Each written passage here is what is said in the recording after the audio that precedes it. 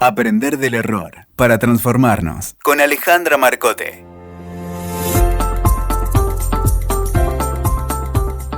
En estos años, varios líderes de organizaciones o integrantes de recursos humanos me comentaron con inquietud que necesitaban trabajar en sus equipos para que ellos puedan conversar sobre lo que no estaba funcionando o errores que se cometían y quedaban guardados bajo la alfombra, y por ende se seguían repitiendo. Y ante esto, mi primer pregunta suele ser: ¿qué dicen y qué hacen los líderes de esos equipos? ¿Qué dicen y qué hacen los líderes de las organizaciones respecto de lo que no funciona como se espera, respecto de los errores o respecto de alguna problemática que siempre queda guardada? Trabajando en empresas, viví muchas situaciones en las que cuando un proyecto no estaba funcionando o se descubría algún error, solamente se reunían algunos pocos a conversar sobre eso, como por ejemplo un gerente de proyecto y un director. Pero rarísima vez se abría la conversación hacia el resto, incluso hacia quienes estábamos, por ejemplo, a cargo de otras áreas y que de alguna forma nos veíamos afectados por la situación. Frases como: los trapitos se lavan puertas adentro, o se lavan en casa, o no hay nada más que hablar de este tema, aparecían explícitamente o implícitamente cuando alguno de nosotros intentaba conocer más sobre esa situación.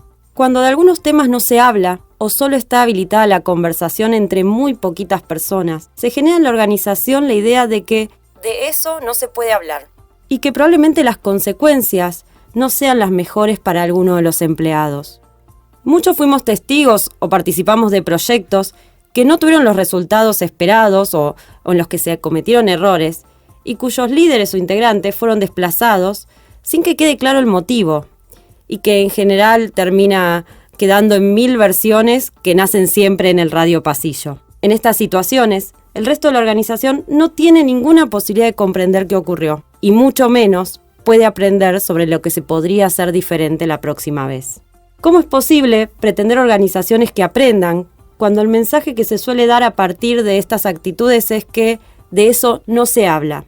O en el mejor de los casos, solo se habla a puertas cerradas y con unas pocas personas. ¿Cómo es posible incentivar a los equipos a compartir sus errores cuando el mensaje implícito en el accionar de los líderes es que si se pone el tema sobre la mesa, se va a buscar un culpable y alguien va a pagar los platos rotos?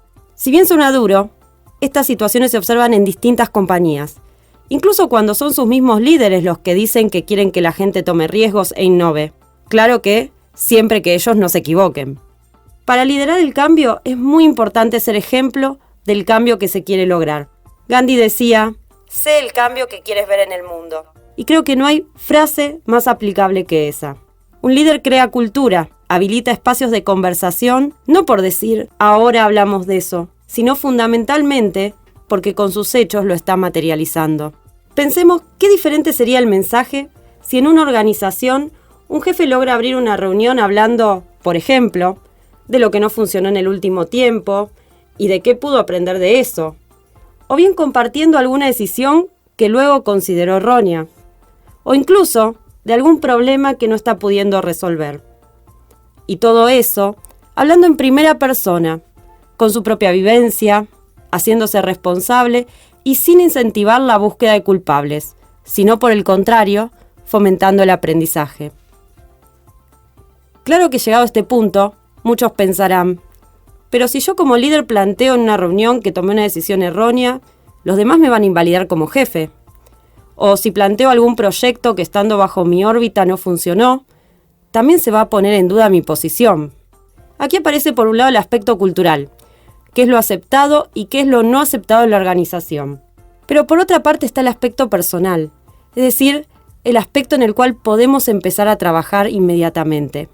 Necesitamos que los líderes de las organizaciones tomen conciencia de que a partir de sus comportamientos y de su ejemplo pueden impulsar cambios enormes en la cultura de la organización. Pero también cabe aclarar que aun cuando en una organización hablar sobre errores y fracasos no sea aceptado, cada uno desde su metro cuadrado puede comenzar a generar su espacio de influencia en el tema. Por ejemplo, un líder de equipo puede empezar a abrir estos espacios de conversación con sus colaboradores directos. Y también cada uno de nosotros, desde nuestro lugar, trabajar en ser más flexibles y más empáticos, en lugar de juzgar severamente a quienes las cosas no les salen como esperaban. Vulnerabilidad no es debilidad. Es una frase de Brené Brown y una de mis frases de cabecera.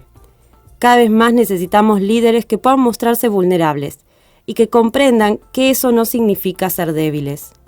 Por el contrario, implica que son seres humanos liderando equipos en un mundo complejo y cambiante, que ya no admite recetas únicas, por lo cual cada vez es más utópico saberlo todo y pretender no equivocarse nunca. Necesitamos también organizaciones que aprendan constantemente, y para eso necesitamos líderes auténticos que puedan admitir que no todo lo saben y que se equivocan, pero por sobre todas las cosas, que aprenden. Si querés conocer más del tema, podés encontrar más info en mi web www.alemarcote.com o www.aprenderdelerror.com o bien en las redes sociales, en Twitter, @alemarcoteok, en Instagram, @alemarcote y en Facebook, alemarcote, innovación y coaching. Nos encontramos la próxima para seguir juntos aprendiendo del error. Escuchaste Aprender del Error para Transformarnos con Alejandra Marcote. WeToker. Sumamos las partes.